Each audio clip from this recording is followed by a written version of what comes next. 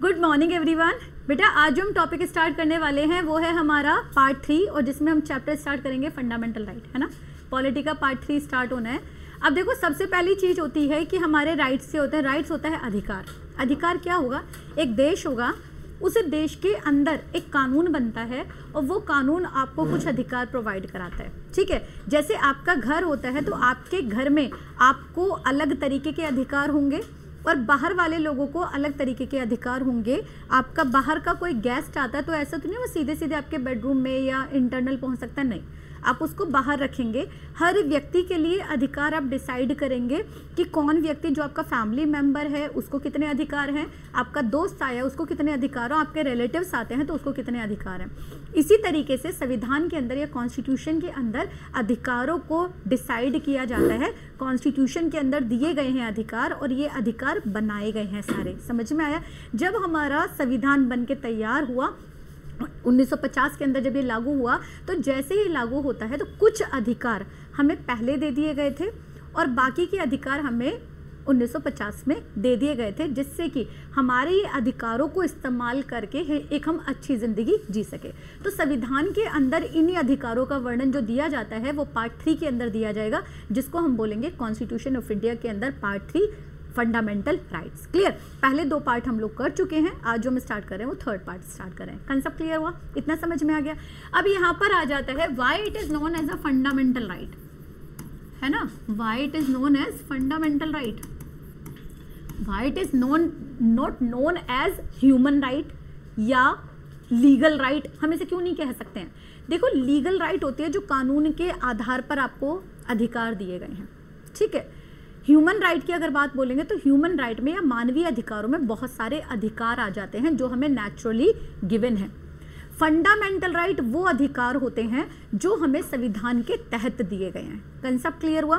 तो फंडामेंटल यानी मौलिक अधिकार, यानी ऐसे अधिकार जो व्यक्तियों के पास होने चाहिए अपने जीवन को बेहतर चलाने के लिए। कौन से पार्ट के अंदर आ जाता है ये आपका? कौन सा पार्ट आएगा बेटा? पार्ट 3 के अंदर। अधिकार कहाँ से आ जाएंगे? अधिकार आ जाएंगे आर्टिकल नंबर 12 to 35। 12 to 35 संविधान का जब निर्माण हुआ था तो टोटल जो अब ये जो 12 से 35 है ना, ये सारे के सारे फंडामेंटल राइट को डिक्टेट नहीं करते हैं। आर्टिकल नंबर 12 जो बताएगा, आर्टिकल नंबर 12 जो बताएगा वो बताएगा डेफिनेशन ऑफ स्टेट को। किसको बताएगा? Definition of state. यानी डेफिनेशन ऑफ स्टेट यहाँ पर ये बताएगा कि किस किस व्यक्ति को हमें फंडामेंटल राइट को देना है, कैसे दिया जाएगा, किस किस पर ये अप्लाई होगा। इसमें आर्टिकल क्या आ जाएगा? Definition of state. ये भी डिटेल में हम करेंगे। अच्छा, सेकेंड थिंग जो मैं बताने वाली हूँ, ये क्लास थोड़ी लेंथी होने वाली है। मे बी इस क्लास को हम डिफरेंट पार्ट्स में डिवीजन करेंगे, डिपेंड होगा कि हमारा कितना पार्ट कितने टॉपिक में कंप्लीट हो रहा है। क्लियर जी? तो ये क्लास जो होगी 2 या 3 सेक्शंस में भी चल सकती है। क्लियर? बिकॉज जो टॉपिक है वो पूरा डिटेल में कराऊंगी मैं आपको। पार्ट हम कह रहे हैं आर्टिकल नंबर 12 किसके बारे में बता रहा है? डेफिनेशन ऑफ स्टेट्स के बारे में बता रहा है। आर्टिकल नंबर 13 जो बताएगा, आर्टिकल नंबर 13 वो ये बताएगा कि आप कैसे फंडामेंटल राइट को इम्प्लीकेशन करेंगे। समझ में आया? यानी कौन कौन से लॉ हैं जो रिलेटेड हैं फंडामेंटल राइट से। क्या हम बात कर रहे हैं? Law related to fundamental right. FR लिखेंगे, फंडामेंटल राइट। कंसेप्ट क्लियर हुआ? इतना समझ में आया? आर्टिकल नंबर 12 के अंदर क्या है? डेफिनेशन है स्टेट की। आर्टिकल 13 के अंदर क्या है? कौन कौन से लॉ हैं जो फंडामेंटल राइट से रिलेटेड है। इतना कंसेप्ट क्लियर हुआ? अब आ जाते हैं हमारे फिर फंडामेंटल राइट कहाँ से शुरू होते हैं बेटा? फंडामेंटल राइट शुरू होंगे 14 से लेके 32 बेसिकली। फंडामेंटल राइट मेनली कहाँ से शुरू होते हैं? 14 to 32। अब ये ना सब डिटेल में आएगा जो भी मैं करा के चल रही हूँ आपको कि डेफिनेशन ऑफ स्टेट में क्या आएगा या आपका लॉ कौन कौन से रिलेटेड है। Each and everything will come in detail. Article 14 से लेके 32 तक क्या आएगा? आपके फंडामेंटल राइट्स की हम बात करते हैं। आर्टिकल अगर हम बात करते हैं, क्योंकि यहाँ पे तो मैंने 35 लिखा हुआ है, तो आर्टिकल नंबर 33, आर्टिकल नंबर 34 और आर्टिकल नंबर 35 के अंदर क्या आएगा ये भी हम डिटेल में पढ़ेंगे। छोटा सा यहाँ बता देती हूँ। आर्टिकल नंबर 33 ये कहता है कि आपके जितने भी फोर्सेस हैं, है ना, आपके देश में सेनाएं होती हैं, फोर्सेस होती हैं, क्या उन्हें वही फंडामेंटल राइट सारे के सारे मिले हुए हैं जो यहाँ मिले हुए हैं? देखो अभी कोरोना की स्थिति थी, तो कोरोना की स्थिति में हम लोगों पे सब पे कर्फ्यू वाला एक सिचुएशन था, लॉकडाउन हो गया था, है ना।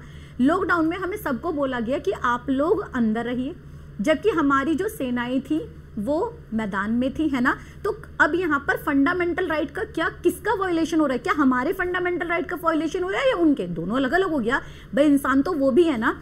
तो यहाँ पर फंडामेंटल राइट्स में जो फोर्सेस के फंडामेंटल राइट्स होते हैं और जो सिविलियन के फंडामेंटल राइट्स होते हैं उनके अंदर डिवीजन हो जाता है, डिफरेंसेस आ जाता है।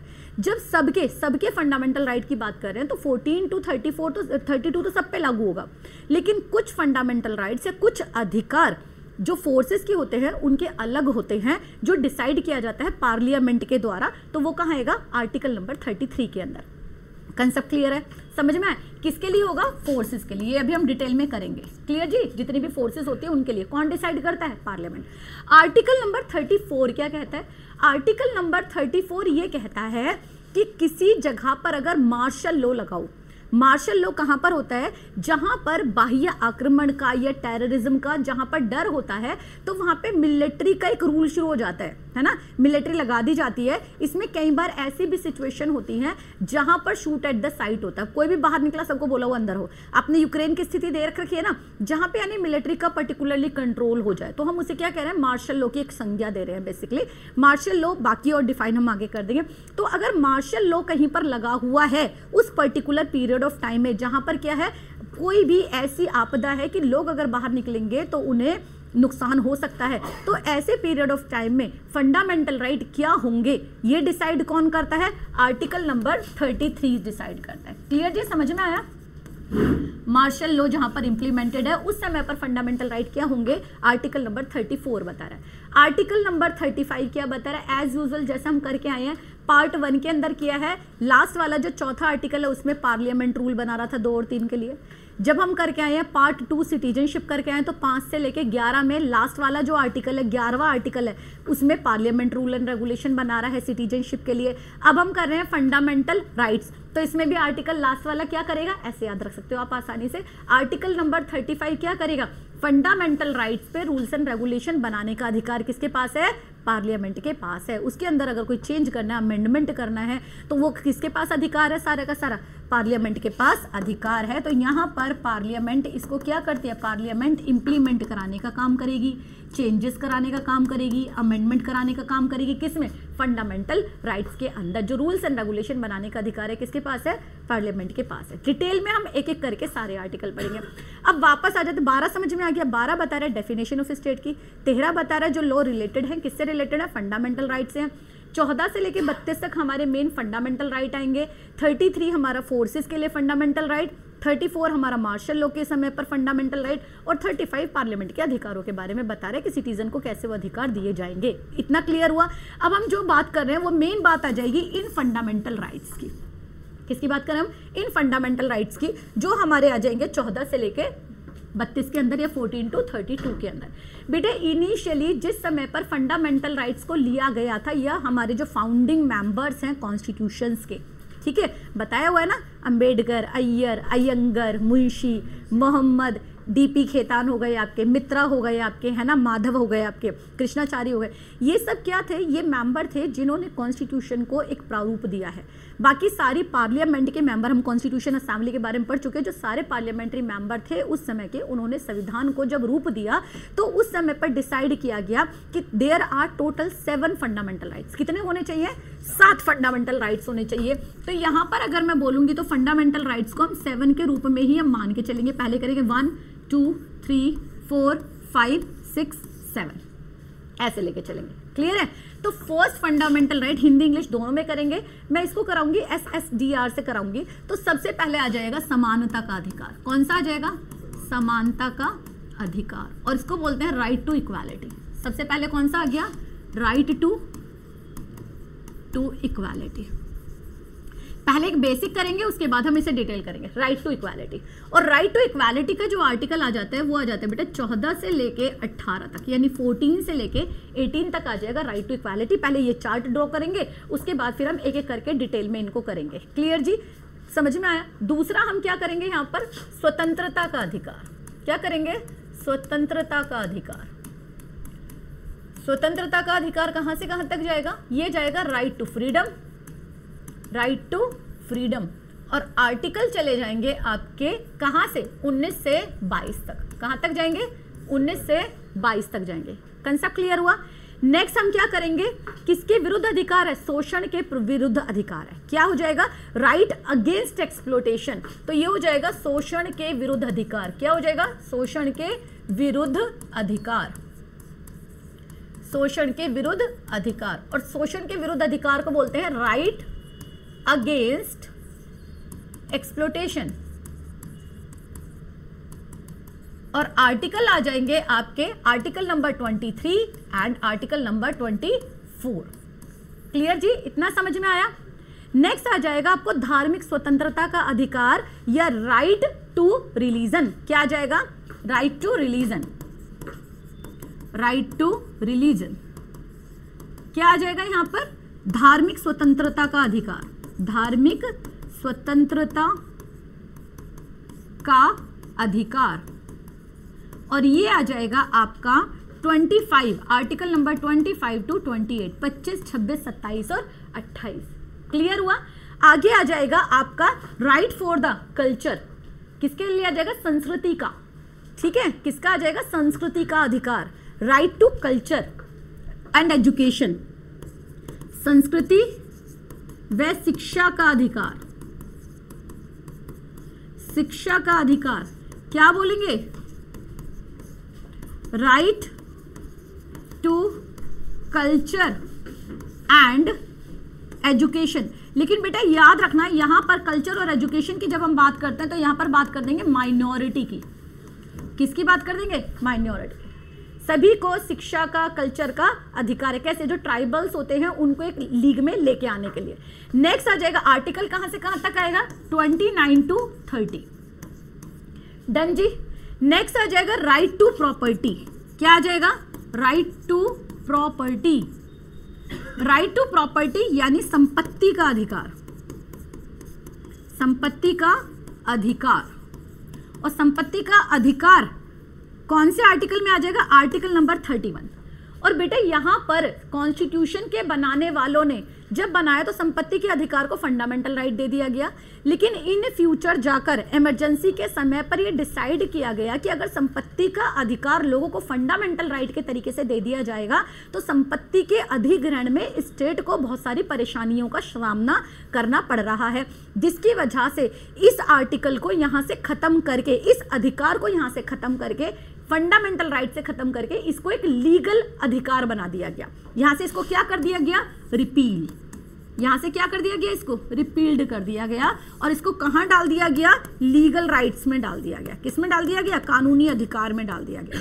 कंसेप्ट क्लियर है जी? तो ये हो गया यहां से खत्म। इसलिए हमारे पास 6 बचते हैं। समझ में आया? लास्ट बट नॉट लिस्ट जो आपका अधिकार है वो है कॉन्स्टिट्यूशनल रेमेडी। क्या है आपका? Constitutional remedy. और कॉन्स्टिट्यूशनल रेमेडीज आर्टिकल नंबर आ जाता है 32। क्या आ जाएगा? आर्टिकल नंबर 32, जिसे हम बोलते हैं संवैधानिक उपचार। क्या बोलेंगे इसे हम? संवैधानिक उपचार। क्या बोलेंगे इसे हम? संवैधानिक उपचार। अब देखो मैंने आपको क्या बताया था, पीछे वाली स्लाइड पे चलेंगे हम लोग एक बार, है ना।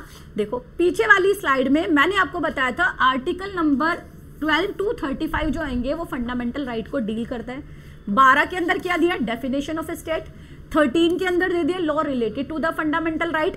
14 से 32 तक मैंने यहाँ पर आपको पूरे 7 जो आपके पार्ट हैं फंडामेंटल राइट्स हैं उसके बारे में बताया, जिसमें एक को मैंने बताया रिपील। तो आज की डेट में टोटल कितने हो गए? आज की डेट में टोटल हो गए 6। कंसेप्ट क्लियर हुआ जी? इतना क्लियर है? उसके बाद आ जाता है आपका फंडामेंटल राइट में 35 हमने आगे, है ना, कहां तक किया? 33 हमने कर लिया, 34 हमने कर लिया, 35 हमने कर लिया। तो सारे फंडामेंटल राइट्स लिखा दिया मैंने, पूरा फंडामेंटल राइट्स का 12 से लेके 35 तक क्या क्या प्रोविजन है उसको मैंने सारा आपको समझा दिया। इतना क्लियर हुआ? अब हम एक एक करके करेंगे कि आखिर आर्टिकल नंबर जो हम 14 कर रहे हैं तो उसके अंदर 14, 15, 16, 17, 18 जैसे आएगा तो वो क्या क्या है पहले मैं उनको आपको ट्रिक के साथ कराऊंगी, फिर एक एक करके एक्सप्लेन करूंगी। कंसेप्ट क्लियर हुआ? पहले मैं आपको सारा का सारा चार्ट बनवा दे रही हूँ। 12 मैंने बता दिया, 13 मैंने बता दिया, 14 से लेके 32 तक मैं पूरे आपके आर्टिकल को एक्सप्लेन करूंगी सारे एक एक करके कि 14 में क्या है, 15 में क्या है, 16 भाई 12 आपने देख लिया, 13 आपने, फिर हम उसका सारा एक डिटेल पढ़ेंगे। Concept clear? इसलिए मैंने बोला कि क्लास थोड़ी सी लेंथी होने वाली है। Concept clear? अब हम करेंगे यहाँ पर आर्टिकल नंबर जो हमने 14 किया है, यहाँ पर समानता का अधिकार है, तो हम समानता के अधिकार के अंदर क्या क्या आएंगे पहले वो बताऊंगी, फिर जैसे मैंने बोला उसे हम डिटेल करेंगे। नेक्स्ट आएगा क्या, सबसे पहले आ जाएगा राइट टू इक्वालिटी। क्या आ जाएगा बेटा? Right to equality. और राइट टू इक्वालिटी की जो हम करेंगे समानता के अधिकार की हम ट्रिक कर लेंगे। समानता के अधिकार की क्या करेंगे, हम ट्रिक कर लेते हैं। कैसे करेंगे? हम करेंगे LP आउट। क्या करेंगे? LP out. क्या आ जाएगा? आर्टिकल नंबर 14 कहां से कहां तक था ये? 14 to 18। हम पहले सिर्फ आर्टिकल कर रहे हैं, फिर डिफाइन करेंगे इसे। ठीक, आर्टिकल नंबर 14 क्या कहता है? क्या कह रहे हैं? Equality before law. यहाँ पे L से क्या आ जाएगा? लॉ आ जाएगा, LP आउट में आ जाएगा इक्वालिटी, यानी कि समानता है किसके सामने? इक्वालिटी बिफोर लॉ, यानी कानून के समक्ष सब समान है, ये कहता है आर्टिकल नंबर 14। आर्टिकल नंबर 15 क्या कहता है? नो पार्शियलिटी, कोई भेदभाव नहीं होगा। आर्टिकल नंबर 14 क्या कहता है? कोई पार्शियलिटी नहीं होगी, कोई भेदभाव नहीं करना है। कास्ट के ऊपर, कलर के ऊपर, क्रीड के ऊपर, धर्म के ऊपर कोई भी भेदभाव नहीं होना चाहिए। आर्टिकल नंबर कौन सा कर रहा है यहाँ पर? 15 ये हो गया 16। आर्टिकल नंबर 16 क्या कह रहा है? ये कह रहे हैं अवसरों की समानता, यानी कि सबको इक्वल अपॉर्चुनिटीज मिलनी चाहिए। क्या मिलनी चाहिए? Equal opportunities. इक्वल अपॉर्चुनिटीज मिलनी चाहिए, अवसरों की समानता, सबको समान मिलनी चाहिए। ठीक है, नेक्स्ट हम क्या कह रहे हैं? No untouchability. U4 क्या हो जाएगा यहाँ पर? आर्टिकल नंबर 17 कह रहा है अनटचेबिलिटी नहीं होनी चाहिए। अनटचेबिलिटी का क्या होना चाहिए? नो अनटचेबिलिटी, यानी कि छुआछूत नहीं होना चाहिए, या अनटचेबिलिटी एबोल्यूशन होनी चाहिए। क्लियर? नेक्स्ट आ जाएगा end of the show title. क्यों एंड ऑफ शो टाइटल का मतलब है जब भारत आजाद हुआ तो उस समय पर बहुत सारे राजा थे, दीवान थे, महाराजा थे, है ना, मंत्री थे, तो इन सब की पोस्ट को, क्योंकि रजवाड़े थे बहुत सारे, है ना, तो इन सब की पोस्ट को खत्म कर दिया गया। उन्होंने बोला कोई भी ऐसी पोस्ट जो कि ली गई है जो संवैधानिक रूप में नहीं है, तो उसको हमें क्या करना है? एंड करना है। तो एंड ऑफ या एबोल्यूशन ऑफ टाइटल्स, यानी टाइटल सारे खत्म कर दिए जाएंगे। कंसेप्ट क्लियर हुआ? LP आउट समझ में आया? आर्टिकल कौन सा आ जाएगा बेटा? 18। ये हो गया आपका क्या, यहाँ पर हो गया 14 से 18 तक। एज आई सेड डिटेल में हम एक एक करके आगे पढ़ेंगे। क्लियर है? 14 से 18 में 14 में क्या आया? सबसे पहले 14 से 18 राइट टू इक्वालिटी बताता है। सीरीज जो बनेगी वो बनेगी LP आउट, जो आपकी ट्रिक है वो है LP आउट। L4 आ जाएगा law, equality before law. Done, P से आ जाएगा नो पार्शियलिटी। डन, आउट में आ जाएगा अपॉर्चुनिटीज, अनटचेबिलिटी का एंड हो गया, और एंड ऑफ द टाइटल हो गया। समझ में आ गया? LP आउट से समझ में आ गया? सबको क्लियरिटी है बेटा? कोई भी है ना, कोई डाउट है किसी को? ठीक है, नेक्स्ट हम करेंगे दूसरा। ये हमारा पहला है, हमारा पहला इक्वालिटी, राइट टू इक्वालिटी पहला राइट हो गया। क्लियर है? अब हम करेंगे राइट टू फ्रीडम। हम क्या कर रहे हैं? राइट टू फ्रीडम, यानी कि स्वतंत्रता का अधिकार। क्या कर रहे हैं हम? Right to freedom. Right to freedom क्या कर रहे हैं? स्वतंत्रता का अधिकार, स्वतंत्रता का अधिकार। और स्वतंत्रता के अधिकार में बेटा क्या आ जाएगा? आर्टिकल आ जाएंगे आपके 19 to 22। क्या आ जाएंगे आपके? 19 to 22। समझ में आया? 19 to 22 के अंदर अब बेटा आपका जो आर्टिकल आएगा, याद रखना, पहला 19 एक तरफ आएगा और 20, 21, 22 एक तरफ आ जाएगा। क्लियर है? सबसे पहला क्या आ जाएगा? 19। ठीक है, राइट टू फ्रीडम है, लेकिन राइट टू क्या है यहाँ पर? यहाँ पर एक ट्रिक बनेगी, क्योंकि इसमें 19 में ना 19 ही नहीं आएगी, है ना, इसमें आएगा ABCDE, F को ले गया G। ABCDEFGH होता है ना, ABCDEF होता है, तो क्या आएगा? ट्रिक क्या आएगी इसमें? F को ले गया G। क्यों है? क्योंकि कौन सा रिपील है इसमें? F। ठीक है, समझ में आ गया? यहां पर करेंगे ABCDE, F यहां आएगा नहीं, सीधा आएगा G, क्योंकि F है रिपील, जो कि प्रॉपर्टी से रिलेटेड था। समझ में आ गया? क्लियर जी? तो यहां पर क्या है? इसकी ट्रिक हो जाएगी, सारे जहां से ऊपर ताकतवर, कुछ गलत हो गया? नहीं, ये हो गया से, जहां से ऊपर है एक साथ, है ना, ये वाला गलत हो गया। सारे जहां से ऊपर ताकतवर संघ भारत। क्लियर है? ये हमारा रिपील हो चुका है, खत्म हो चुका है। क्या आ जाएगा सारे से? SGUTSNB, यानी कि हमें किस चीज की स्वतंत्रता है? राइट टू फ्रीडम है हमारी। राइट टू फ्रीडम में क्या क्या आ जाएगा? 19 कहता है अभिव्यक्ति की स्वतंत्रता, है ना, किसकी है? बोलने की और अभिव्यक्ति की स्वतंत्रता। आर्टिकल 19 क्या कह रहा है? हमें स्वतंत्रता है। कौन सी स्वतंत्रता है भाई? हमें कौन सा फ्रीडम है? हमें फ्रीडम है स्पीच का,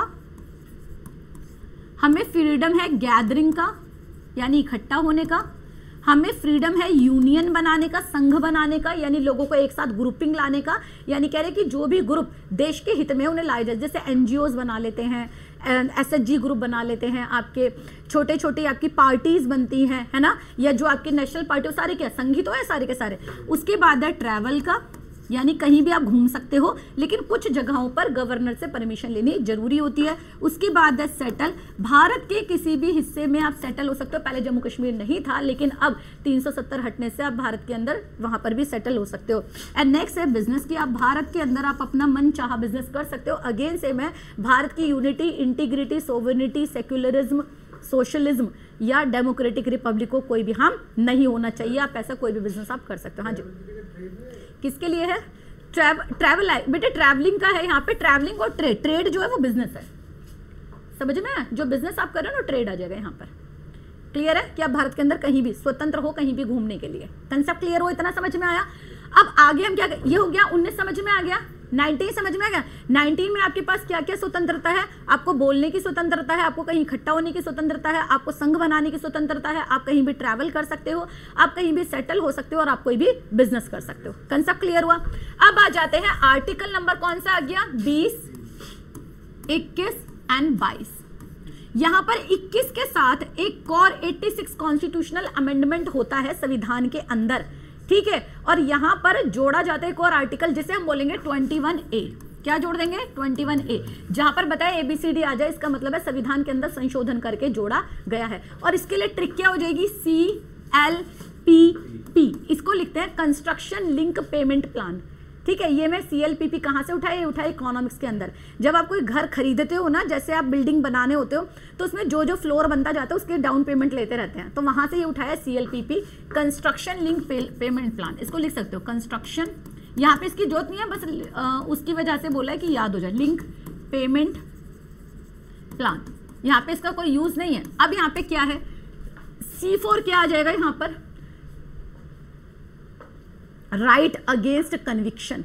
कन्विक्शन क्या होता है? किसी व्यक्ति पर आपने अपराध लगाया है ना, लेकिन जिस पे आपने अपराध लगाया है, किसी को पुलिस पकड़ के ले गई, तो अपराधी तो नहीं बन जाता, गिल्टी तो नहीं बन जाता जब तक अपराध सिद्ध ना हो जाए, तो उनको कुछ अधिकार दिए जाते हैं।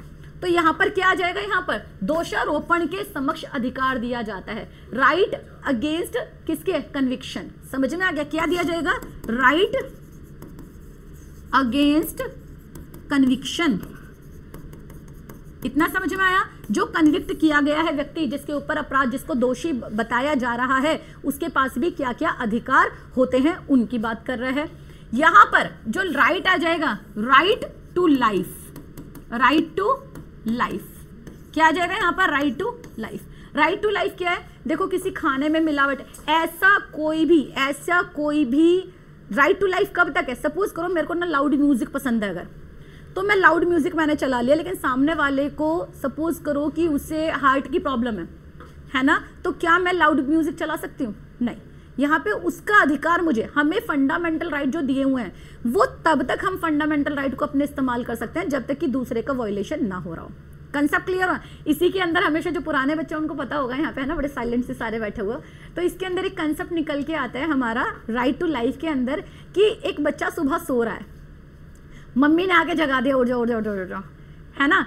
आप सोते हुए व्यक्ति को सपोज, है ना, तो आप जगा सकते हो, बिल्कुल जगा सकते हो। क्या आप केस कर सकते हैं? आप नहीं गेस कर सकते हैं। एक व्यक्ति सोया हुआ है रात को, वो काफी एज है, 70-80 साल का, तुमने लाउड म्यूजिक चला दिया वहां पे, तो क्या वो आपको सू कर सकता है? आपको कोर्ट में देख सकता है? बिल्कुल, I will sue you in the court. तो यहाँ पे जनरली होता है मम्मी ने सुबह जगाया, can you sue mamma? No, it's हमारा कल्चर होता है, बेसिक कल्चर में अधिकार दिए हुए ना। But the simple thing is एक सोते हुए व्यक्ति को अगर जगाया जाए और उस बेचारे को हार्ट अटैक हो जाए, एकदम कर दो, हो जाए ना कई बार, जग जाओ लगातार ऐसे ऐसे करके उठा देते हैं, तो क्या हो सकता है? दैट पर्सन कैन बी सू, है ना। कब? जब उसके फंडामेंटल राइट टू लाइफ पे अटैक हो रहा है। कंसेप्ट क्लियर हुआ? समझ में आया? तो यहाँ पे बहुत सारे अधिकार दे हुए राइट टू लाइफ से रिलेटेड, that we will do in future, ठीक है। अभी आगे करेंगे। नेक्स्ट क्या है? यहाँ पर है प्राइमरी, P4 है primary education. P4 primary education क्या है? 6 से 14 साल के बच्चों को फ्री एंड कंपल्सरी एजुकेशन देगी स्टेट, यानी गवर्नमेंट। क्लियर है? तो ये क्या हो जाएगा? राइट टू एजुकेशन के तहत आ जाएगा, right to primary education. Primary education या elementary education? Primary education between 16 to 14 year. समझ में आया? 6 से 14 साल के बच्चों को प्राइमरी या एलिमेंट्री एजुकेशन फ्री में, फ्री एंड कंपल्सरी एजुकेशन। क्या बोलेंगे हम? Free and compulsory education. Constitutional amendment आ जाएगा यहाँ पर 86 कॉन्स्टिट्यूशनल अमेंडमेंट, ठीक है। Detail we will do. Last आ जाएगा P। लास्ट P क्या है? Protection against arrest and detention. क्या वर्ड बोल रही हूं मैं यहाँ पर? प्रोटेक्शन अगेंस्ट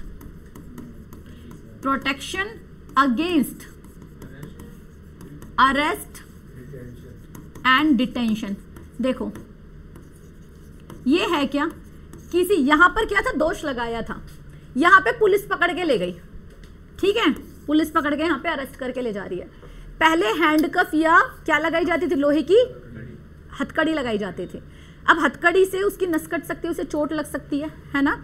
तो यहाँ पर बोला गया नहीं, राइट टू लाइफ का उल्लंघन हो जाएगा यहाँ पे, तो हैंडकफ नहीं लगाना है। अरेस्ट किस आधार पर किया गया है उस व्यक्ति को पता होना चाहिए। तो अधिकार दिए गए हैं किसके लिए? यहाँ पर प्रोटेक्शन दी हुई है कि अगर किसी व्यक्ति को गिरफ्तार किया जा रहा है तो उसके पास कुछ अधिकार हैं। डिटेल में हम आगे करेंगे। नेक्स्ट लास्ट वाला क्या है? डिटेंशन। डिटेंशन क्या होता है? डिटेंशन होता है उसको कंट्रोल कर रखना, कस्टडी में रखना। बेसिकली कस्टडी 2 तरह की होती है। एक होती है जो जेल के अंदर रखा जाता है ना, और एक होता है जो उसे नजरबंद कर दिया जाता है घर के अंदर। क्लियर है? 2 तरह का, इसे डिटेंशन हम बोल सकते हैं। डिटेंशन 2 तरह का होता है। एक डिटेंशन है कि भैया देखो कहीं पे सपोज करो कि कोई रैली निकलने वाली है और उन्हें पता है जहां पे रैली निकलेगी वहां पर कुछ असामाजिक तत्व होंगे ही होंगे, वो परेशान करेंगे ही करेंगे। ऑलरेडी पुलिस के पास उनका चार्जशीट दायर है, तो पुलिस को क्या करना चाहिए? पुलिस उन्हें उठा के पहले से ही ले जाएगी। समझ में आ गया? पुलिस उठा के उन्हें पहले से ले जाएगी। वो भी डिटेंड कर दिया उन्होंने उस समय के लिए जब तक कि वो रैली खत्म नहीं हो जाती है। तो इस तरह के डिटेंशन को बोला जाता है प्रिवेंटिव डिटेंशन, सुरक्षात्मक। समझ में आ कि पहले, यानी क्राइम होने से पहले डिटेंड कर दिया, पहले लेगी पुलिस उठा के, ठीक है। किस आधार पे? कि भैया ये खतरा हो सकते हैं इस रैली के लिए। क्लियर है? दूसरा होता है कुछ असामाजिक तत्वों ने उस रैली के अंदर कुछ कर दिया, ठीक है, और वहां पर एक तरीके से न्यूसेंस क्रिएट कर दिया, भगदड़िया ऐसा माहौल क्रिएट कर दिया। तो अब उन्हें किस आधार पे पकड़ा जा रहा है? उनके कृत्य के आधार पर। वो ना करें इसलिए भी डिटेंड हो रहे हैं, और उन्होंने कर दिया इसलिए भी डिटेंड हो रहे हैं। तो ये 2 तरह के डिटेंड होते हैं। डिटेंशन होती है, प्रिवेंटिव होती है, और प्यूनिटिव डिटेंशन होती है। कंसेप्ट क्लियर हो? इतना समझ में आया? डिटेंशन समझ में आ गया? क्या आगे? कस्टडी के अंदर रखना, पहले क्राइम से पहले प्रिवेंटिव और क्राइम के बाद प्यूनिटिव, दंडात्मक। समझ में आ गया? उसके बाद क्या चलता है? इनके ऊपर केस चलता है। फिर अगर दंडात्मक अगर उन्होंने कुछ कर ही दिया तो क्या किया जाएगा? केस चली गई। करने से पहले वाले जो उनको डिटेंड किया गया जिससे वो ना करे, लेकिन उसी पर्टिकुलर पीरियड ऑफ टाइम के लिए है जब तक कि वो चीजें चल रही हैं। जैसी वो चीजें खत्म हो जाएंगी, रैली खत्म हो, उनको छोड़ दिया जाएगा। किस लिए? जिससे कोई दंगे ना कर सके। क्लियर जी? होली, दीपावली ये सब होता है ना, प्रोग्राम से पहले कुछ लोगों को पहले पकड़ लिया जाता है, पता होता है कि दंगे करेंगे ही करेंगे, शराब पी के चीजें करके करेंगे, तो उन्हें पहले लिया जाता है। इतना समझ में आ गया? आर्टिकल 22 तक सबको क्लियर है? कोई डाउट यहां तक? 21A के अंदर 86 कॉन्स्टिट्यूशनल अमेंडमेंट, ठीक है। अभी आगे आएगा, वो हम डिटेल में करेंगे, ठीक। नेक्स्ट आ जाएगा, इतना समझ में आया? उसके बाद चलेगा, ये कौन सा था आपका अधिकार? सेकंड वाला। अब चलेगा आर्टिकल, क्या आ जाएगा आपका? थर्ड अधिकार। थर्ड अधिकार क्या था हमारा? थर्ड अधिकार है हमारा शोषण के विरुद्ध अधिकार। थर्ड अधिकार क्या हमारा? Right against exploitation. कौन सा है? Right against exploitation, right against exploitation या शोषण के विरुद्ध अधिकार। क्या आ जाएगा? शोषण के विरुद्ध अधिकार। है क्या ये शोषण के विरुद्ध अधिकार बच्चा? शोषण का विरुद्ध अधिकार आर्टिकल नंबर आ जाएगा 23 एंड 24। आर्टिकल नंबर क्या आ जाएंगे? 23 एंड 24। आर्टिकल नंबर 23 क्या कहता है? इसमें फिर से ट्रिक लग जाएगी। क्या ट्रिक लगेगी? X M child. क्या लगेगी? X M child. एक्स का क्या हो जाएगा? 23 और एक्स एम हो जाएगा 24। एक्स का मतलब होता है एक्सप्लॉइटेशन के विरुद्ध बचाव, है ना, राइट अगेंस्ट एक्सप्लॉइटेशन। क्या आ जाएगा यहाँ पे? Right against exploitation. ठीक है, और राइट अगेंस्ट क्या है? शोषण के विरुद्ध अधिकार हो रहा है मेन। क्या कह रहे हैं? किसी भी व्यक्ति को जबरदस्ती आप बॉन्डेड लेबर नहीं बना सकते, किसी भी व्यक्ति को बेचा नहीं जा सकता, एक्सप्लॉइट नहीं किया जा सकता है, जैसे ह्यूमन ट्रैफिकिंग है। तो यहाँ पे क्या कह रहे हैं? Against of human trafficking. क्या आ जाएगा? अधिकार दिया गया है ह्यूमन ट्रैफिकिंग के लिए, यानी मानव को बलात् श्रम के लिए या उसे बेचा नहीं जा सकता है। ह्यूमन ट्रैफिकिंग नहीं की जा सकती, ना मानव की ना उसके अंगों की। कंसेप्ट क्लियर हुआ? तो एक्सप्लॉइटेशन, बंधुआ मजदूर के तरीके से नहीं रख सकते हैं, अंग नहीं बेच सकते हैं, उस इंसान को नहीं बेच सकते हैं। तो ये सब किस में आ जाएगा? पहले वाले में कि एक्सप्लॉइटेशन उसका नहीं किया जाएगा। दूसरा क्या कह रहे हैं? XM child, employment of child. Employment of child, इसका मतलब क्या हुआ? 14 साल से नीचे के बच्चों को, है ना, किसी भी हजार्डस जगह पर आप काम नहीं दे सकते। यानी बीड़ी बनाने की फैक्ट्री में है, सिगरेट बनाने की फैक्ट्री में है, बॉम्ब बनाने की फैक्ट्री में है, या किसी ऐसी जगह पर जहां पर आग से रिलेटेड काम है, या उनकी जैसे सीमेंट बनाने की फैक्ट्री है जिससे उनकी हेल्थ को इम्पैक्ट पड़ेगा, तो ऐसी किसी भी जगह पे 14 साल तक के बच्चों को जॉब नहीं दी जाएगी। अब यहाँ पर भी एक एक्सेप्शन आता है। ऐसा है कि जो बच्चे अनाथ होते हैं उनके लिए क्या प्रोविजन है? प्रोविजन आता है कि 12 साल से लेके 18 साल, हम बेसिकली माइनॉरिटी की बात 18 साल तक करते हैं, तो 12 साल से 18 साल के बच्चे ऐसे, क्योंकि 6 से 14 साल तो हम एजुकेशन ही दे रहे हैं। अब यहाँ पे 12 साल का भी बच्चा कई बार अनाथ है या कोई कंडीशन है, फैमिली कंडीशन इतनी बुरी है कि उन्हें काम करना पड़ता है, तो पहली चीज तो 12 से 14 साल से नीचे बच्चा काम ही नहीं कर सकता। इन एनी केस कि अगर उसे काम करना भी पड़ता है 14 से 18 साल के बीच के अंदर, तो वो ऐसी जगह पर नहीं करेंगे जिससे उनकी लाइफ या उनकी हेल्थ पे निगेटिव असर पड़ता है। जैसे हमने वो है होटल्स होते हैं तो उसमें सफाई करना, चीज़ें करना, उसके लिए, लेकिन with the prior information from the state. Concept clear हुआ कि यहाँ पे स्टेट को इन्फॉर्मेशन, पुलिस को इन्फॉर्मेशन आपको देनी पड़ेगी। कंसेप्ट क्लियर हुआ? क्लियरिटी है जी। तो यहाँ पर क्या है? एम्प्लॉयमेंट ऑफ चाइल्ड में एक्सप्लॉइटेशन बच्चों का ना हो, ये हो गया आपका राइट अगेंस्ट एक्सप्लॉइटेशन। क्लियर जी? कौन सा राइट हो गया? हमने स्वतंत्रता का अधिकार कर लिया, समानता का अधिकार कर लिया, स्वतंत्रता का अधिकार कर लिया, और शोषण के विरुद्ध अधिकार कर लिया। 3 अधिकार कर लिए। कितने करने हैं हमें? 7 में एक रिपील हो गया तो 6 बचे। अब हम चलते हैं अपने चौथे अधिकार पे। 4th अधिकार क्या है? Right to religion. क्या है? Right to religion. Right to religion, right to religion क्या कहते हैं? धार्मिक स्वतंत्रता का, है ना, धार्मिक स्वतंत्रता का अधिकार, का अधिकार। धार्मिक स्वतंत्रता का अधिकार क्या होता है बेटा आपका? 25 to 28। क्या आ जाएगा? 25 to 28। 25 to 28 क्या कहेगा यहाँ पर? राइट टू, है ना, यहाँ पर कहेगा 25, 26, 27 और 28। और इसके लिए ट्रिक हो जाएगी FMTV। ट्रिक क्या हो जाएगी? FM भी है और साथ में TV भी है। क्या कर लेंगे? FMT और V। क्लियर है? समझ में आया? F का मतलब होता है फेथ। जो व्यक्ति जिस धर्म में फेथ रखता है, श्रद्धा रखता है, विश्वास रखता है, वो उसे कंटिन्यू कर सकता है, ये हमारा अधिकार है। M4 आ जाएगा मैनेजमेंट। यहाँ पर धार्मिक आधार पर मैनेजमेंट अपने ट्रस्ट बना सकते हैं, मैनेजमेंट कर सकते हैं। यहाँ पर आ जाएगा टैक्सेशन, कि किसी भी सरकार को छोड़कर कोई भी संस्था किसी भी तरह का कर वसूल नहीं करेगी। समझ में आया? यहाँ पर कर ही नहीं सकती है, टैक्स नहीं लिया जा सकता। टैक्स कौन लेता है? केवल सरकार। धर्म के आधार पर कोई भी टैक्स वसूल नहीं किया जाएगा। और वैल्यू है कि जो व्यक्ति यहाँ पर क्या है, अपने धर्म की वैल्यू को, अपने धर्म के जो भी नियम है, कानून है, उनको बता सकते हैं अपने धर्म का। सिर्फ कब? जब वो दूसरे धर्म को एक्सप्लॉइट नहीं कर रहे हैं, दूसरे धर्म को नुकसान नहीं पहुंचा रहे हैं। कंसेप्ट क्लियर हुआ बेटा? यहां तक कोई डाउट है किसी को? यहां तक कोई डाउट? अब चलते हैं हम आर्टिकल नंबर, कौन सा पार्ट नंबर आ जाएगा, कौन सा आ जाएगा? यहां पर आ जाएगा संस्कृति और शिक्षा का अधिकार, right to culture and education. और यहाँ right to culture of education किसका आएगा? Right to culture and education. क्या है ये? बेसिकली इसकी ट्रिक क्या है? शिक्षा और संस्कृति का, शिक्षा व संस्कृति का अधिकार। हर व्यक्ति को शिक्षा लेने का अधिकार है, बिल्कुल है। यही आ जाएगा भाई। कौन से आ जाएंगे? Mister and Mrs. ट्रिक क्या हो जाएगी बेटा? आर्टिकल आ जाएंगे इसके अंदर दो, कौन सा? 29 एंड 30, ठीक है। और अधिक वो क्या आ जाएगा? मिस्टर आ जाएगा 29 के लिए और मिसेस आ जाएंगी किसके लिए? 30 के लिए, ठीक है जी। यहां आ जाएगा, ट्रिक आ गई, मिस्टर यानी आर्टिकल नंबर 29 और मिसेस हो जाएगी किसके लिए? 30 के लिए। क्या है? मिस्टर क्या है? Minority right. क्या कह रहे हैं? Minority right.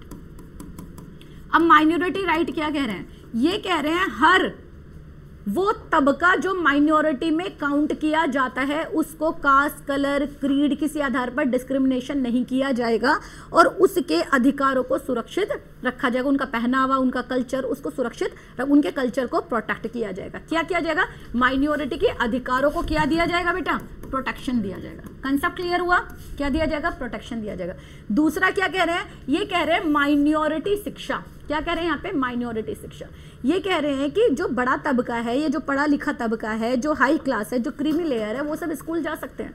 लेकिन वो लोग जो कि ट्राइबल्स में आते हैं, शेड्यूल कास्ट में आते हैं, जो क्रीमी लेयर्स में नहीं आते हैं, जो लोअर क्लासेस के हैं, तो उनकी शिक्षा का प्रबंध भी पूरी तरीके से होना चाहिए। वो अपना मैनेजमेंट कर सकते हैं, वो अपनी शिक्षा संस्थाएं चला सकते हैं, वो अपनी एजुकेशन को डेवलप कर सकते हैं, समझ में आया? वो अपने कल्चर को प्रमोट कर सकते हैं। तो यहाँ आ जाएगा माइनॉरिटी शिक्षा को कहां प्रोटेक्ट करोगे? आर्टिकल नंबर 30 के अंदर। ये जनरली किसके लिए? ये शिक्षा और संस्कृति का अधिकार सबके लिए है। लेकिन हमें क्या करना है? यहाँ पर हम किसको बात करें कि माइनॉरिटी के शिक्षा को भी हमें क्या करना है? प्रमोट करना है, ठीक है। तो ये एक एक्स्ट्रा इसमें ऐड हो जाता है। नेक्स्ट हम बात करें कहां तक हो गए? 30 तक। अब क्या आ जाएगा? आर्टिकल नंबर आ जाएगा जो हमारा पार्ट नंबर जोड़ा गया था 6, और वो क्या था? संपत्ति का अधिकार। क्या था वो हमारा? संपत्ति का अधिकार। संपत्ति का अधिकार कहां पर था? आर्टिकल नंबर 31 के अंदर, जो बेटा हो चुका है रिपील्ड। क्या हो गया है यहाँ पर? रिपील्ड हो गया है। समझ में आ गया ये अधिकार? अब यहाँ से संपत्ति वाला कहाँ पर जाता है? संपत्ति वाला चला जाता है शेड्यूल के अंदर। शेड्यूल 9 के अंदर भी डिस्कस अबाउट द, है ना। यहाँ पर क्या करेंगे? यहाँ पर अलग अलग जगह, इसके अलावा 31 A, B, C यहाँ पर आते हैं। तो ये बहुत डिटेल जो होगा वो हमारी, जहाँ पे मैं डिटेल, इसकी अभी एक और डिटेल्ड वीडियो बनेगी पूरी पूरी, उसमें हम करेंगे। अभी हम छोटा ही कर रहे हैं बेसिकली। क्लियर है? नेक्स्ट आ जाएगा संपत्ति या प्रॉपर्टी, प्रॉपर्टी राइट। और प्रॉपर्टी राइट को यहाँ से रिपील करके क्या बना दिया गया है? Legal right. क्या बना दिया है? कानूनी अधिकार बना दिया गया। क्लियर है जी? समझ में आया? अब आ जाता है लास्ट बट नॉट लिस्ट आपका संवैधानिक उपचार। पार्ट नंबर क्या आ जाएगा? राइट आ जाएगा आपका 7, और क्या आ जाएगा यहाँ पर? Right to constitutional remedy. Constitutional remedy. और ये है क्या? कॉन्स्टिट्यूशनल रेमेडीज क्या है? बेसिकली संवैधानिक उपचार है। क्या है ये? संवैधानिक उपचार। अब ज्यादातर ना बच्चों को कंफ्यूजन यही होती है कि ये संवैधानिक उपचार है क्या। देखो, हमारा जो संविधान है उसकी 3 बॉडी है। हमारा जो गवर्नमेंट है उसकी 3 बॉडी होती है। एक होता है लेजिस्लेचर, एक होता है एग्जीक्यूटिव, और एक है जुडिशरी। है तो इंसान ही, कानूनों को लागू कर रहे हैं, उनसे भी गलती हो सकती है ना। संविधान के अंदर संविधान तो दे दिया, लेकिन उनसे भी गलती हो सकती है ना। तो यहाँ पर अधिकार, ये संवैधानिक उपचार को प्रोटेक्ट करने का काम, या कॉन्स्टिट्यूशनल रेमेडी, रेमेडी मीन्स उपचार। अगर संविधान में रहते हुए भी कोई गलती हो जाए तो उनके लिए क्या किया जाएगा? ट्रीटमेंट किया जाएगा। और ये ट्रीटमेंट कौन करते हैं? ये उपचार जो प्रोवाइड कराते हैं वो 2 करते हैं। एक SC करेगा यानी सुप्रीम कोर्ट करेगा, और एक हाई कोर्ट करेगा। कौन करेगा? सुप्रीम कोर्ट करेगा और हाई कोर्ट करेगा। इतना कंसेप्ट क्लियर हुआ? सुप्रीम कोर्ट संवैधानिक उपचार देते हैं आर्टिकल, किससे आएगा? आर्टिकल नंबर 32 से, जो आप कर रहे हो। क्लियर है? जबकि हाई कोर्ट जो करता है वो आर्टिकल नंबर 226 किससे करेगा? 226 से संवैधानिक उपचार देगा। अब संवैधानिक उपचार वो कैसे देगा? संवैधानिक उपचार के नाम पर ये एक ऑर्डर जारी करते हैं। क्या जारी करते हैं? ऑर्डर। इन्हीं ऑर्डर को कॉन्स्टिट्यूशनल लैंग्वेज में रिट्स कहा जाता है। क्या कहा जाता है? रिट्स। और ये रिट्स जारी की जाती हैं। कंसेप्ट क्लियर हुआ? क्या जारी किया जाता है? रिट्स जारी करा जाता है। क्लियर है? टोटल कितनी रिट होती है? ये रिट किस किस के अगेंस्ट में है? ये ऑर्डर किस किस के अगेंस्ट में? किसी भी गवर्नमेंट ऑर्गेनाइजेशन, किसी भी प्राइवेट, हम आर्टिकल सेक्शन नंबर 12 पढ़ेंगे जिसके अंदर हम पार्लियामेंट के अंदर सारे लेजिस्लेचर, एग्जीक्यूटिव, जुडिशरी, लोग हो गए, स्टेट की विधानसभा, विधान परिषद, तो जितनी भी ऑर्गेनाइजेशन है वो सब स्टेट की डेफिनेशन है। यानी पूरे भारत के अंदर कोई भी व्यक्ति, कोई भी ऑर्गेनाइजेशन, कोई भी गवर्नमेंट बॉडी, कोई भी प्राइवेट बॉडी जो भी गलत कर रहा है उसके खिलाफ सुप्रीम कोर्ट या हाई कोर्ट क्या जारी कर सकते हैं? ऑर्डर, जिस ऑर्डर को रिट्स बोला जाता है। कंसेप्ट क्लियर हुआ?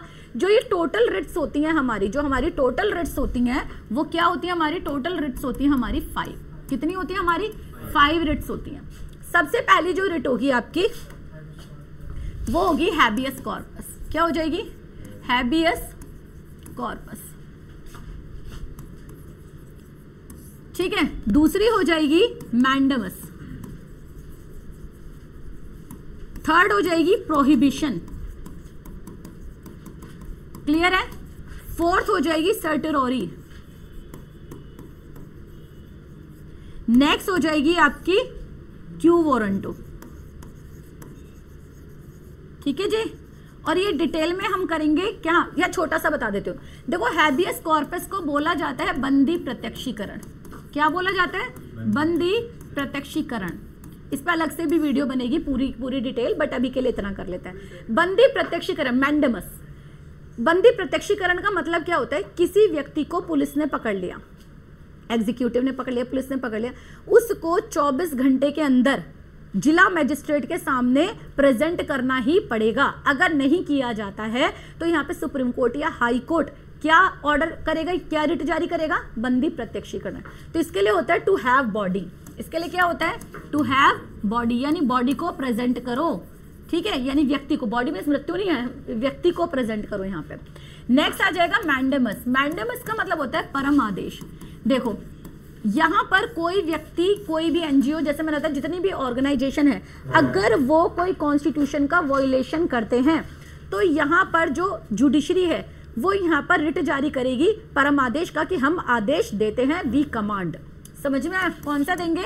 हम आदेश देते हैं, वी कमांड। बेटा डिटेल्ड वीडियो विद एग्जांपल आपको मैं आगे बताऊंगी ही दूसरे वाली वीडियो के अंदर। ठीक है, पहले में हम केवल बेसिक करें कि 12 से लेकर 35 तक जो आर्टिकल्स हैं वो आपको याद कराने की कोशिश है। फिर दूसरी वीडियो जो बनाएंगे वो डिटेल्ड वीडियो होगी जो लगभग 1 घंटे करीब की जाएगी, जिसमें सारी चीजें एक्सप्लेन करेंगे, जिसमें फंडामेंटल राइट्स के स्टार्ट होने 12 से लेकर 35 और उनका क्या सिग्निफिकेंस है, इंपॉर्टेंस क्या है, वो सब करेंगे।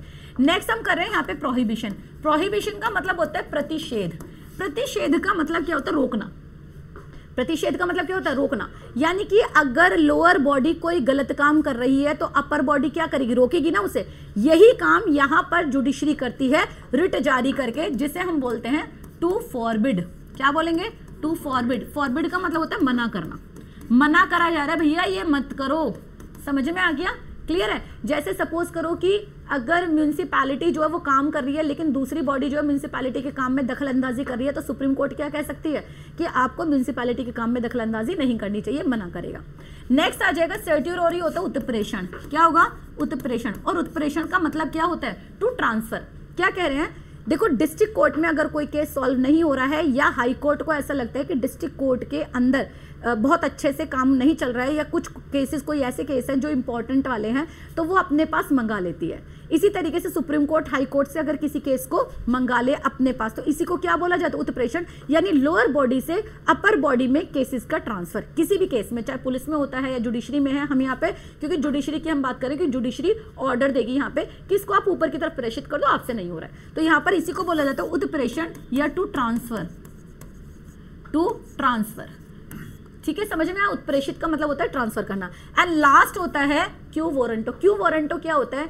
जब कोई इंडिविजुअल या कोई ऑर्गेनाइजेशन किसी दूसरे ऑफिस के कोई डिसीजन ले ले और डिसीजन लेके उसे लागू करने की कोशिश करे, है ना, तो वहां पर क्या किया जाएगा? आपसे पूछा जाएगा किस अथॉरिटी से डिसीजन ले लिया। सपोज करो आप लोग क्लास में बैठे हो, क्लास में बैठ के सपोज एक बच्चा आता है, यहाँ पे स्टूडेंट आया रूम के अंदर, वो पूछ रहा है ma'am may I come in, I am standing here, और यहाँ पर तुम यहाँ पे किसी ने सपोज करो दीपेश ने उसको बोल दिया आ जा बेटा अंदर, हो जाता है ना कई बार क्लास के अंदर आ जा, तो मैं तुमसे बोल रही हूँ by what authority you have, है ना, if the teacher is standing in the class, तो सामने यानी किस अधिकार से तुमने बुला लिया, क्या तुम मॉनिटर हो, क्या तुम टीचर हो, क्या तुम हेड हो, नहीं हो, क्या तुम्हें यह अधिकार दिया गया था कि तुम इस चीज को बोलो। तो इसी तरीके से कॉन्स्टिट्यूशन के अंदर ये डिसाइड किया जाता है कि कोई रूल्स एंड रेगुलेशन लागू करने के लिए आपके पास अधिकार है या नहीं है। अगर आपने बिना अधिकारों के किसी अधिकार को यूज किया तो क्या जारी होगा, यहाँ पर क्यू वारंटो रिट जारी हो जाएगी। समझ में आया? तो क्यू वारंटे का मतलब क्या होता है, क्यू वारंटे का मतलब क्या होगा पता है? अधिकार पक्षा। क्या है? किस अधिकार से, है ना, by what authority, by what authority, किस अधिकार से आपने ये काम किया है, तो आपसे पूछा जाता है। कंसेप्ट क्लियर हुआ, समझ में आ गया? कोई डाउट यहाँ तक? तो ये हो गए बेटा आपके सारे के सारे आर्टिकल्स का एक बेसिक स्ट्रक्चर हमारा तैयार हो चुका है ना। एक बार क्रॉस चेक कर लेते हैं जल्दी से हमारा।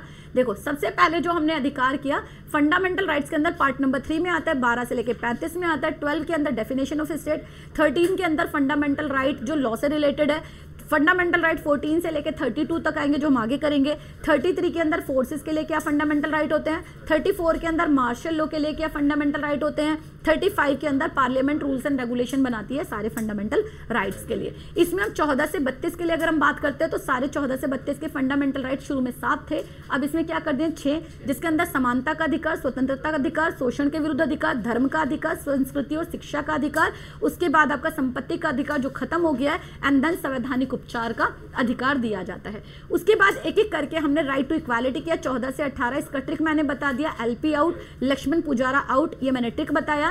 L4 आ जाएगा इक्वालिटी बिफोर लॉ, P4 आ जाएगा नो पार्शलिटी, O4 आ जाएगा अपॉर्चुनिटीज, सबके लिए समान अपॉर्चुनिटीज होने चाहिए। यहाँ पर आ जाएगा नो टचेबिलिटी की अनटचेबिलिटी नहीं होनी चाहिए, देश के अंदर छुआछूत नहीं होना चाहिए।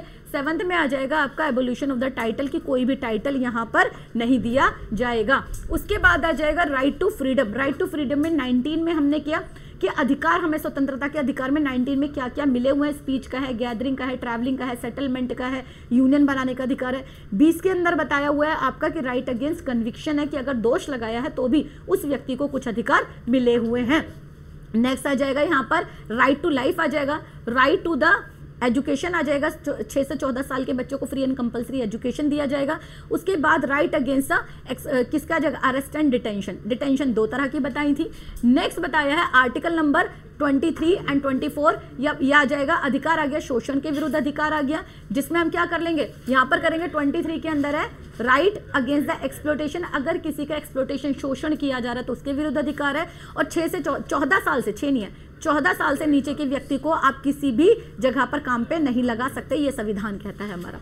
नेक्स्ट हम बात करेंगे राइट टू रिलीजन के अंदर, कोई भी अपने धर्म में फेथ कर सकता है आर्टिकल 25, कोई भी अपने धर्म का मैनेजमेंट कर सकता है आर्टिकल 26, कोई भी अपने जो टैक्स के नाम पर या धर्म के नाम पर शुल्क वसूल नहीं कर सकता है वो आ जाएगा 27, और उसके बाद 28 आ जाएगा अपने धर्म की वैल्यू को आप फैला सकते हैं। नेक्स्ट आ जाएगा आपका right to the culture and education, जिसके अंदर हमने किया कि माइनॉरिटी के राइट को सुरक्षा होना चाहिए और माइनॉरिटी का जो एजुकेशन है उसको प्रमोट किया जाना चाहिए। नेक्स्ट आ जाएगा तुम्हारा संपत्ति का अधिकार 31 जो कि रिपील कर दिया गया है, खत्म कर दिया गया है। आर्टिकल 32 हमें कॉन्स्टिट्यूशनल रेमेडी की बता रहे हैं, कॉन्स्टिट्यूशनल रेमेडी फंडामेंटल राइट्स के लिए जाती है और दूसरे राइट्स के लिए जाती है ना, डिटेल में हम करेंगे। यहाँ पर सुप्रीम कोर्ट और हाई कोर्ट ऑर्डर जारी करते हैं जिनको हम रिट्स कहते हैं, किसके लिए? हाई कोर्ट लोअर वालों के लिए करते हैं, तो जिसको हम रिट्स कहते हैं। और रिट्स हमने लास्ट बट नॉट लेस देखी कि हमारी 5 रिट्स होती है, हैबियस कॉर्पस यानी बंदी प्रत्यक्षीकरण, मैंडेमस परम आदेश, प्रोहिबिशन प्रतिषेध, सर्टियोरी उत्प्रेषण, अनक्यू वारंटो अधिकार रक्षा। ठीक है, इस वाली क्लास के लिए केवल इतना। अब इसी चीज को और डिटेल अगर करनी है तो नेक्स्ट वीडियो इसके लिए बनाएंगे और नेक्स्ट क्लास इसके लिए लेंगे, जो हम एक एक चीज पूरी तरीके से एक्सप्लेन करेंगे, लेकिन वो बहुत डिटेल्ड क्लास होनी है, लगभग 1 या 2 क्लासेस उसके अंदर जाएंगी। ठीक है, तो आप लोग तो हैं ही साथ में, आप लोग बने रहिए हमारे साथ प्रज्ञा IAS अकेडमी के साथ। धन्यवाद।